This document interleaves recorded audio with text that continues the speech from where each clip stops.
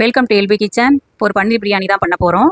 அடுப்பு பற்ற வச்சு கடாயை வச்சு அதில் 2 ஸ்பூன் எண்ணெய் ஊற்றி பன்னீர் துண்டுகளோட மிளகாத்தூள், மஞ்சத்தூள், உப்பு மிக்ஸ் பண்ணி வச்சுருந்தேன்.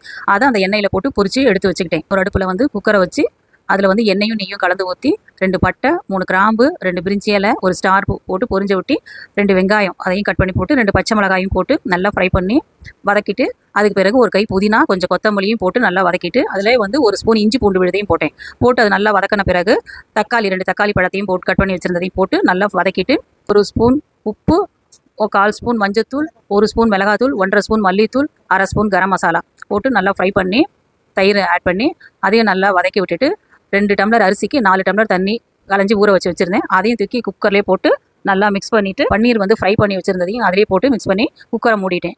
2 விசில் வந்தால் போதும். பன்னீர் பிரியாணி ரெடி ஆயிடுச்சு. பிளேட்டில் சர்வ் பண்ணிக்கிறேன். இதே மாதிரி நீங்களும் செஞ்சு பாருங்கள். என் வீடியோ பிடிச்சிருந்தா லைக் பண்ணுங்கள், ஷேர் பண்ணுங்கள், சப்ஸ்கிரைப் பண்ணுங்கள், பெல் பட்டனை டச் பண்ணுங்கள்.